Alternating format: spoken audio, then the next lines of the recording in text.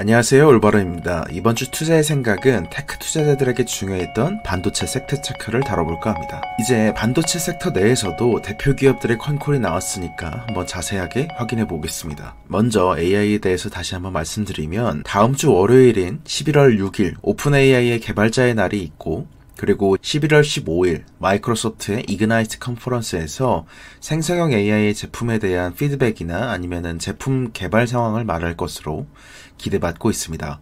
그리고 세 번째는 11월 21일 엔비디아의 실적 발표가 있으며 27일에는 아마존이 AWS 클라우드 전반에 대해서 얘기하는 리인벤트 컨퍼런스, 그리고 12월 6일에는 AMD의 AI 이벤트가 있습니다. 그 외에는 내년 4월 정도로 예상되는 마이크로소프트의 다이내믹 코파일럿 출시나 구글도 제미니가 결국에는 내년 상반기로 예정되고 있습니다. 아직 기업들도 H백이 부족한 상황이기 때문에 AWS는 라마2를 아직 베드락에서 서비스하고 있진 못하고 있습니다. AI의 사용 정도나 수요를 보기 위해서 가장 많이 보는 것이 마이크로소프트의 각 대표적인 AI 클라우드와 제품별 고객사의 추이입니다. 첫 번째로 오픈AI의 GPT를 사용하기 위한 서비스 고객사는 이는 오픈AI API를 떠나서 애저 자체에서 사용하기 위한 수요만을 의미하는 것입니다. 4분기에 250개사에서 시작을 돼서 1분기에는 2,500개, 2분기에는 11,000개, 3분기에는 18,000개 고객사까지 늘면서 AI 컴퓨팅에 대한 기업들의 높은 수요가 꺾이지 않고 있음을 보여줬고, 두 번째로는 마이크로소프트의 대표적인 AI 제품 중 하나인 기타브 코파일럿의 경우 1분기 10,000개사, 2분기 27,000개, 3분기에는 37,000개사까지 늘어서 현재 약 100만 명에 가까운 개발자들이 사용하고 있는 상태입니다. GitHub 자체의 월 활성 사용자 수가 1억 명 정도인 것을 생각해보면 약 1%의 침투율을 보이기 시작했다는 의미입니다. 그리고 로우코드와 노코드 개발자들을 위한 개발 툴인 파워 플랫폼도 3월에 코파일럿 출시를 했던 이후 압도적인 성장세를 계속해서 보이고 있습니다. 마이크로소프트는 이번 실적 발표 약 3주 전인 10월 3일에 이미 파워 플랫폼을 사용하는 고객사의 수가 12만 6천 개에 달하며 코파일럿을 사용하는 월간 활성 사용자 수도 520만 명에 달한다는 내용을 발표했었죠. 은근히 계속해서 기능들이 하나씩 업데이트 될 때마다 유의미하게 사용자 수도 늘어가고 있는 셈입니다. 1분기 이후 2분기, 3분기로 가면서 점점 거의 100% 가까운 분기별 성장세를 보이고 있죠. 시장이 2분기에 많이 우려했던 것은 생성형 AI와 거대 언어 모델에 대한 지속적인 개발이나 수요 우려가 있었죠. 이에 대해서 특히 오픈AI 서비스 같은 경우에는 오픈AI의 GPT-3를 개발해서 파운데이션 모델을 쓰는 것이기 때문에 현재 상태에서 개발하고 있는 기업의 수가 그만큼 더 늘고 있다. 시간이 지났음에도 개발에 대한 관심이 유지되고 있다는 지표라고 생각합니다. 그리고 클라우드 컴퓨팅에서 가장 중요했던 자료였던 AWS를 다시 한번 체크해 보겠습니다. 이번 아마존 컨퍼런스에서 attenuate라는 단어가 참 많이 나왔는데요. 이 직전 분기에 비해서 계속해서 지출의 감소 추세가 줄어들었고, 특히 직전 몇 분기는 이런 추세가 의미 있게 줄어들었으며 이제는 AI나 새로운 워크로드 수혜를 AWS도 보고 있다고 긍정적이라는 의미를 했습니다. 지출 감소세가 계속되는 것은 맞지만 이제는 그 기울기, 모멘텀의 정도가 줄어들고 있다는 것이 attenuate의 발언이었죠. 이게 정확히는 다르지만 예를 들자면 원래는 제가 100만원 쓰다가 분기별로 20만원씩 80만원, 60만원 이런 식으로 줄이고 있었다면 이제는 60만원 정도에서 55만원 정도로 20만원씩 줄어들던 것이 10만원 혹은 5만원 정도로 줄어들었다. 그런 의미에서 지출 감소의 정도가 줄어들었다 라는 의미입니다. 보통 지출 감소의 폭이 점점 줄어들다가 순증하는 식으로 가기 때문에 이것이 중요한 표현이었습니다. 이제는 반도체 섹터 체크의 메인 자료를 읊어드릴 것인데 8개 기업에 대해서 조사를 했고, 대체적으로 이런 것은 한 번에 읽어드리는 게 전체적인 그림을 그리는 데 도움이 되실 거라고 생각합니다. 그래서 조금 복잡하시더라도 쭉 따라오시면 그림이 좀 그려지실 것 같습니다. 우선 델은 실적 발표를 꽤 늦게 하는 플레이어입니다. 그래서 델은 8월 31일 실적 발표를 했는데요. 2분기 실적 발표죠. 근데 이게 반도체 섹터 내의 변곡을 알리는 내용이었습니다. 당시 델의 실적 발표 내용을 보시면 전반적으로 PC 수요가 하반기부터 좋아지고 미국은 수요가 개선되는 사이클에 있으며 유럽 지역은 양호한 수준까지 회복됐음을 말했습니다. 대형 엔터프라이즈 고객들은 아직 신중한 상태이지만 정부나 중소기업 등은 월 단위로 계속해서 개선되는 그림을 그리고 있다고 말했죠. 따라서 하반기는 PC 시장이 원래 계절성 이상으로 성장할 것을 기대하고 있으며 내년 성장은 3에서 4% 정도의 YOY 성장을 예상하고 있었습니다. 윈도우 코파일럿으로 AI를 지원하는 PC를 맞추려면 교체 수요 자체도 있겠지만 전체적으로 ASP가 올라갈 것을 기대했는데요. 아무래도 더 좋은 CPU 그리고 약간 더 많은 메모리와 더 많은 스토리지를 스펙으로 하는 제품들이 더 많이 팔릴 것으로 본 것이죠. 그리고 당사가 가진 재고 수준은 낮게 유지를 해왔었는데 2분기부터 PC 부품 재고들이 정상화됐고 그리고 더해서 AI에 대해서 전체적으로 얘기하면서 AI 서버의 리드 타임은 39주 정도임을 언급했습니다. 제일 유의미했던 것은 결국엔 델에서는 반도체의 non-AI 수요가 슬슬 턴어라운드 하고 있다는 걸 알린 하반기 첫 어닝콜이었고 그리고 AI 서버의 리드 타임이 약 40주 정도라는 점이 중요했습니다. 그리고 두 번째로 1개월 뒤인 9월 말에 실적 발표를 한 마이크론은 당시 PC 출하량 기대가 델에 비해서 조금 더 늘었죠. 한 자릿수 중반으로 생각을 했었는데 현재는 4에서 6%를 제시한 것입니다. 계속해서 PC 시장은 좋아지고 있다는 것을 읽을 수 있었고 AI 지원의 PC에 대한 교체 수요가 2년 유지될 것으로 봤습니다. 이에 대해서도 이제 뒤에 인텔에서 나오는데요.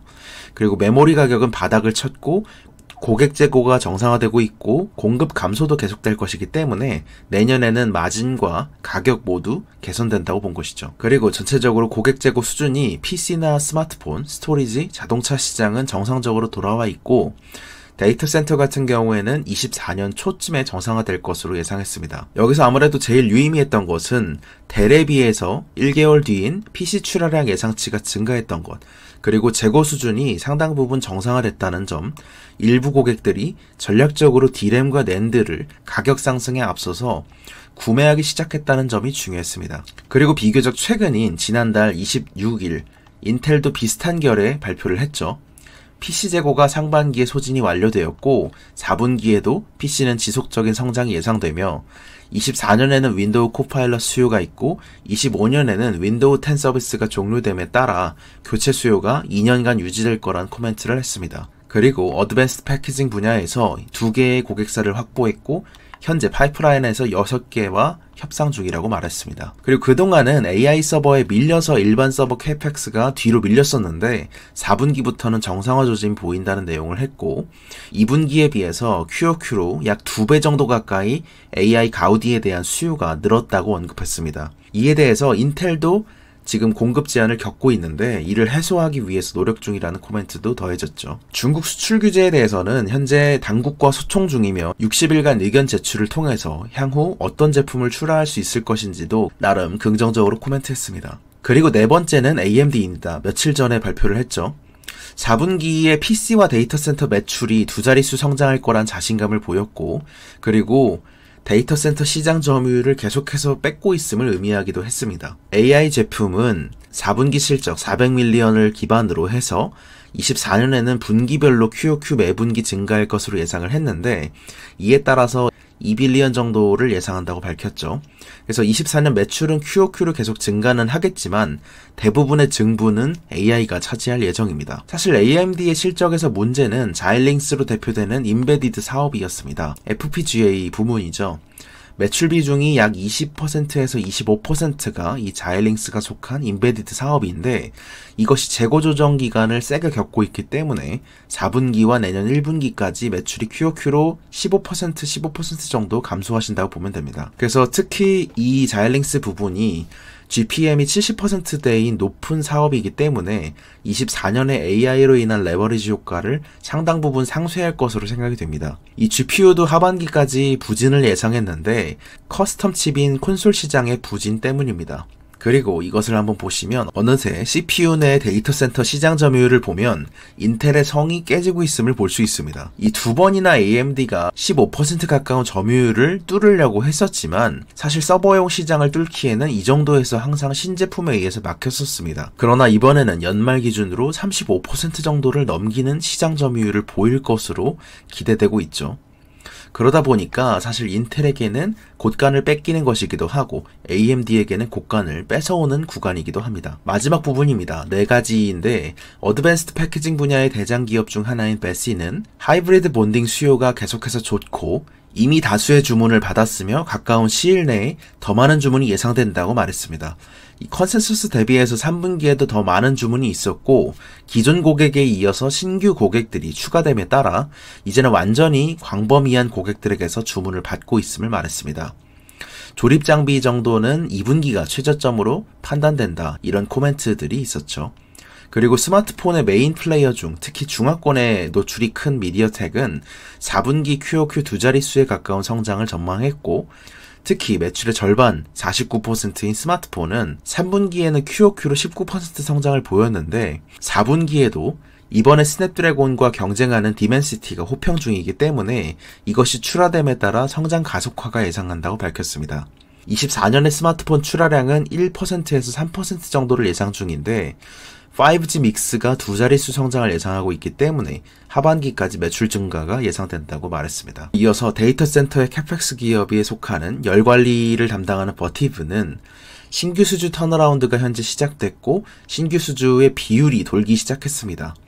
원래 컨센은 신규 수주에 있어서 3분기 플랫을 예상했었는데 11% 상승하면서 상당히 좋아지는 모습을 보였고 4분기에는 이것이 더 가속화된다고 말해서 수요가 확실히 돌고 있음을 알 수 있었습니다. 공급망이나 리드타임이 계속해서 짧아지고 한마디로 그러니까 좋아지고 있는 부분임에도 불구하고 백로그가 이번에 증가했기 때문에 수요가 좋아지는 부분을 더블 체크할 수 있었죠.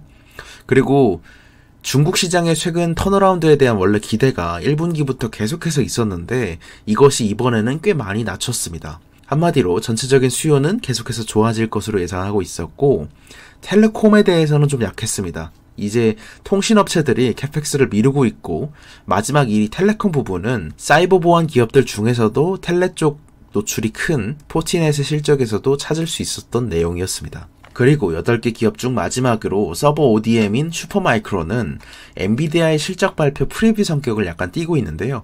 예상보다 생성 AI에 관련해서 백오더가 더 빠르게 증가하고 있다는 점에서 생성형 AI에 대한 수요가 GPU 수요가 더 증가를 하고 있다는 의미이고 엔비디아 수주도 좋은 상태임을 알리는 내용이었습니다. H백의 엔비디아 공급도 4분기 더 좋아질 것으로 기대를 하고 있는데 현재 서버렉을 월 4,000개씩 생산하고 있는데 이를 곧 월 5,000개 정도까지 늘릴 수 있다는 점, 그리고 생성형 AI 추론용에 특화된 GH200, 그레이스 허퍼 200에 대해서도 MGX 제품에 대해서 대량 생산 준비가 완료됐고 그리고 또한 5세대 인텔 제온 프로세서 스칼렛 래피드에 대해서도 연말부터 출하가 시작된다는 내용이었습니다. 4분기에 일반 서버도 추가로 돌기 시작하고 그리고 GH200도 대량 생산이 하게 되면 슈퍼마이크로도 긍정적일 것으로 예상하고 있습니다. 엔비디아에게도 GH200이 출시된다면 이것은 ASP가 또다시 올라가는 것이기 때문에 기존까지는 Q 성장에 대해서 초점을 맞췄던 2분기였다면 3분기와 4분기로 가면서는 다시 한번 수요가 받쳐주며 ASP에 대한 효과를 기대할 수 있었죠. 우선 현재 네이버 측에서 추석 이벤트 이후에 반값 구독 이벤트를 추가로 진행을 해주셔서 감사하게도 다시 11월 한정으로 신규 구독자의 경우 반값 구독이 가능하게 됐습니다. 이번 주 네이버를 통해서 전해드린 독점 콘텐츠도 총 5개였습니다. 주간 전략 보고서를 발간했고 총 19분짜리 자료였습니다. 각 기업들의 실적 발표 프리뷰를 담았고 전체적으로 센티 바닥이란 콜은 기업 분석을 충분히 완료했음에도 불구하고 주가가 빠진다는 점에서 확실히 센티가 이건 바닥이다 라는 느낌을 받았으며 기업들의 실적 발표 프리뷰를 전해드렸습니다. 그리고 두 번째는 앞서 언급드린 버티브 홀딩스에 대해서 기업 분석까지 포함한 실적 발표 자료입니다. 데이터 센터에서 버티브가 어떤 사업을 하고 있는지를 이해하기 위해 전기 설비에 대한 인프라를 이해시켜드리고 그리고 어닝콜을 통해서 볼 때 여전히 영업이익 레버리지 구간이라는 점, 수요나 공급 전체의 코멘트를 요약해 드리고 외사 코멘트나 컨센을 정리했습니다. 세 번째는 반도체 섹터 체크입니다. 핵심 기업에 대해서 현재 전해드린 자료보다 조금 더 자세하게 다뤄드렸습니다. 네 번째는 미리 보는 엔비디아 실적 느낌인 슈퍼마이크로의 3분기 실적 발표와 엔비디아의 영향에 대해서 조금 더 자세하게 설명드릴 수 있었습니다. 마지막으로는 애플의 실적 발표입니다. 애플은 현재 중국에서 화웨이의 선전으로 인해서 아이폰 성장에 대한 우려가 조금 있습니다. 그래서 중국 시장 내에서 화웨이의 성장에 대한 생각과 애플 실적에 미칠 영향에 대해서 분석을 마쳤습니다. 이번 주 투자의 생각 유튜브 편은 여기서 마치겠습니다. 감사합니다. 올바로였습니다. 좋은 하루 되세요.